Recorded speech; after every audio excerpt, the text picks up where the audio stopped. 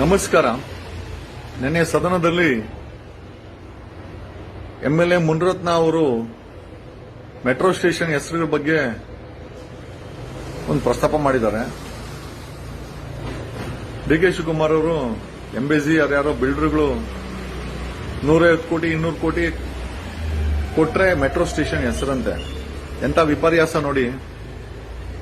ಹೆಸರುಗಳನ್ನು ಹರಾಜಾಕಿ ಮಾರಾಟ ಮಾಡೋ ಲೆವೆಲ್ಗೆ ಈ ರಾಜ್ಯ ಸರ್ಕಾರ ಬಂದ್ಬಿಟ್ಟಿದೆ. ಅಲ್ಲಿ ಮೆಟ್ರೋ ನಿರ್ಮಾಣ ಸಾಮಾನ್ಯ ಜನರ ತೆರಿಗೆಯಿಂದ, ಮೆಟ್ರೋನ ಬಳಸೋರು ಸಾಮಾನ್ಯ ಜನ. ಆದ್ರೆ ಸ್ಟೇಷನ್ಗಳು ಮಾತ್ರ ಹರಾಜಾಕಿ ದುಡ್ಡು ಕಲೆಕ್ಟ್ ಮಾಡ್ತವ್ರೆ. 200 ಕೋಟಿ ಕೊಟ್ರೆ ಡಿ.ಕೆ. ಶಿವಕುಮಾರ್ ಹೇಳ್ತವ್ರೆ ಎಂಬೇಸಿ ಹೆಸರು, ಇನ್ಫೋಸಿಸ್ ಅವ್ರ ಹೆಸರು. ನನಗೆ ಒಂದೇ ಒಂದು ಪ್ರಶ್ನೆ, ಅಕಸ್ಮಾತ್ ನಾಳೆ ದಿವಸ ಕಾಡುಗಳ ವೀರಪ್ಪನ್ ಮಗಳೇನಾದ್ರೂ ಬಂದು ಒಂದು 200 ಕೋಟಿ ಕೊಡ್ತೀನಿ, ನಮ್ಮ ಅಪ್ಪ ಹೆಸರು ಏನಾದ್ರೂ ಇಡಿ ಅಂದ್ರೆ ಟಿಕೆಟ್ ಇಡ್ತೀರಾ ಬಿಡಿ, ಮೋಸ್ಟ್ಲಿ 300 ಕೋಟಿ ಕೇಳ್ಬೋದು ಅನ್ಸುತ್ತೆ.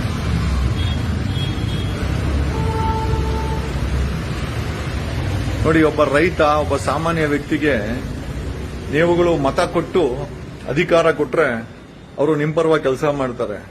ಒಬ್ಬ ಬಿಸಿನೆಸ್ ಮೆನ್ 1000 ಕೋಟಿ ಡಿಕ್ಲೇರ್ ಮಾಡೋನು, ದುಡ್ಡಂದ್ರೆ ಪ್ರಾಣ ಅಂತ ವ್ಯಕ್ತಿಗೆ, ಡಿ.ಕೆ. ಶಿವಕುಮಾರ್ ಅನ್ನೋ ವ್ಯಕ್ತಿಗೆ, ಅಂತ ಎಂಎಲ್ಎಗಳಿಗೆ ನೀವೇನಾದ್ರೂ ಮತ ಕೊಟ್ರೆ ಪ್ರತಿಯೊಂದನ್ನು ವ್ಯಾಪಾರ ಮಾಡಾಕ್ತಾರೆ. ನಾಳೆ ದಿವಸ ನಿಮ್ಮ ಉಸಿರಾಟನೂ ಕೂಡ ವ್ಯಾಪಾರ ಆಗುತ್ತೆ.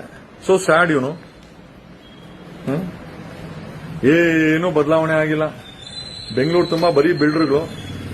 ಬಿಲ್ಡಿಂಗ್ ಕಟ್ಟಕ್ಕೆ ನೀರು ಸಿಗ್ತದೆ ಬೆಂಗಳೂರಲ್ಲಿ, ಕುಡಿಯಕ್ಕೆ ನೀರು ಸಿಗಲ್ಲ. ಮಳೆ ಬಂದ್ರೆ ಬೋಟ್ ತಗೊಬೇಕು. PRR, second airport, okay. Bengaluru ತುಂಬಾ ಬಿಲ್ಡಿಂಗ್ಗಳು. ಈಗ 5 ಕಾರ್ಪೊರೇಷನ್ ಅಂತೆ. ಬೆಂಗಳೂರಿನೆಲ್ಲ ಮುನ್ನ ಮುಚ್ಚಿದಾಯ್ತು. ಈಗ Bengaluru expansion in the name of greater Bengaluru. ಸಂಪೂರ್ಣ ಬೆಂಗಳೂರು ಹಾಳಾಗೋಗಿದೆ. ಏನೂ ಉಳಿದಿಲ್ಲ. 7,000 ಟನ್ ಕಸ. ಮಳೆಗಾಲ ಬಂದ್ರೆ ವರ್ಷದ 24 ದಿವಸ ಬಿಲ್ಡರ್ಗಳು ಕಾವೇರಿ ನೀರು ತಗೊಂಡು ನೀರು ಕಟ್ತಾರೆ, ಕುಡಿಯಕ್ಕೆ ನೀರು ಕೊಡಲ್ಲ. ಕಸನ್ ತಗೊಂಡೋಗಿ 7,000 ಟನ್ ಕಸ ತಗೊಂಡೋಗಿ ಬಿಸಾಕು. ಬೆಂಗಳೂರಿನ ಸಂಪೂರ್ಣ ನೆಲದ ಜಲ, ಗ್ರೌಂಡ್ ವಾಟರ್ ಫುಲ್ ಕಂಟಾಮಿನೇಟ್ ಆಗಿದೆ. ಡಿ.ಕೆ. ಶಿವಕುಮಾರ್, ಎಂಎಲ್ಎ ಮುನಿರತ್ನ ಅಂತವರು 5 ಲಕ್ಷ 6 ಲಕ್ಷ ರೂಪಾಯಿ ಫಿಲ್ಟರ್ ಹಾಕೊಂಡು ಕುಡ್ಕೊಂತಾರೆ. ಯಾಕಂದ್ರೆ ಸಂಪಾದನೆ ಮಾಡೋರು ಅಧಿಕಾರದಲ್ಲವ್ರೆ. ನಾವು ವಿಷದ ನೀರು ಕುಡಿದು ಯಾವ ಗಲ್ಲಿಲ್ಲ ನೋಡಿ. ನೀವು ನಾನು ಭುವನೇಶ್ವರ್ಗೆ ಹೋಗಿದ್ದೆ, ಅಲ್ಲಿ ಮೆಡಿಕಲ್ ಸ್ಟೋರು ಮತ್ತೆ ಹಾಸ್ಪಿಟಲ್ಗಳು ಸಿಗೋದೇ ಇಲ್ಲ. ಬಟ್ ಬೆಂಗಳೂರಲ್ಲಿ ಪ್ರತಿ ಗಲ್ಲಿನಲ್ಲೂ 2-3 ಮೆಡಿಕಲ್ ಸ್ಟೋರು, 2-3 ಆಸ್ಪತ್ರೆಗಳು ಸಿಗ್ತವೆ. ದಿನಕ್ಕೆ 1/4 kg ಮಾತ್ರೆ ತಿಂದು ಜೀವನ ಮಾಡೋ ಮಟ್ಟಕ್ಕೆ ಜನ ಬಂದಿದ್ದಾರೆ. 30 ವರ್ಷಕ್ಕೆ ತಲೆಗೂದಲು ಉದುರೋಗುತ್ತೆ, ಮುಖದಲ್ಲಿ ಕಳೆ ಇರಲ್ಲ, BP, sugar, kidney failure, kidney transplant. ಇದೇ ಮನುಷ್ಯನ ಜೀವನ ಬೆಂಗಳೂರಲ್ಲಿ. ಪಾವನೆ ಯಾರು ಗೊತ್ತಾ? ದುಡ್ಡು ಮಾಡಿರೋರು ಪಾವನ. ಒಂದಷ್ಟು ಜಮೀನುಗಳು ಮಾಡ್ಕೊಂಡಿರ್ತಾರೆ. ಫಾರ್ಮ್ ಹೌಸು, ಫ್ಲಾಟು, ಒಳ್ಳೆ ಕಾಸು, ಒಳ್ಳೆ ಮಾಲ್ಗಳು. ಮೆಟ್ರೋ ಸ್ಟೇಷನ್ ಹೆಸರುಗಳನ್ನು ಹರಾಜಾಗ್ತಾ ಇದ್ದಾರೆ. ಯಾವ ಮಟ್ಟಕ್ಕೆ ಸರ್ಕಾರ ಬಂದಿದೆ ನೋಡ್ರಿ. Everything is 100% business. ವೆಲ್ಫೇರ್ ಅನ್ನೋ ಹೆಸರೇ ಇಲ್ಲ.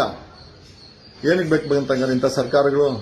ಇಂಥ ಬಿಸ್ನೆಸ್ ಮೆನ್ಗಳನ್ನ ಸೋಲಿಸಿ, ಡಿ.ಕೆ. ಶಿವಕುಮಾರ್ ಅಂತವರನ್ನ ಸೋಲಿಸಿ ಸಮಾಜವನ್ನು ಉಳಿಸಿ, ಈ ಕಮರ್ಷಿಯಲೈಸೇಷನ್ ಆಫ್ ವರ್ಟಿಕಲ್ ಸಿಸ್ಟಮ್ ಇದೆಯಲ್ಲ, ತುಂಬಾ ದೊಡ್ಡ ಹೊಡೆತ. ಬಡವರಿಗೆ, ಕಡು ಬಡವರಿಗೆ, ಸಾಮಾನ್ಯ ಜನರಿಗೆ ತುಂಬಾ ದೊಡ್ಡ ಹೊಡೆತ. ಅವನು ನೋಡಿದ್ರೆ ತೇಜಸ್ವಿ ಸೂರ್ಯ ನಮ್ಮ ಕೇಂದ್ರ ಸರ್ಕಾರದೇ ಪರ್ಸೆಂಟೇಜ್ ಜಾಸ್ತಿ ಅಂತಾರೆ. ಇವ್ರು ನೋಡಿದ್ರೆ ರಾಜ್ಯ ಸರ್ಕಾರ ನಮ್ಮದೇ ಪರ್ಸೆಂಟೇಜ್ ಜಾಸ್ತಿ ಅಂತಾರೆ. ಇಬ್ರು ಕೂಡ ಮೆಟ್ರೋ ಬಳಸೋ ವ್ಯಕ್ತಿಗಳಿಗೆ ಟಿಕೆಟ್ ಅನ್ನು ಗಗನಕ್ಕೆ ಏರಿಸಿದ್ದಾರೆ. ಇಬ್ರು ಕೂಡ ಕಡಿಮೆ ಮಾಡಲ್ಲ.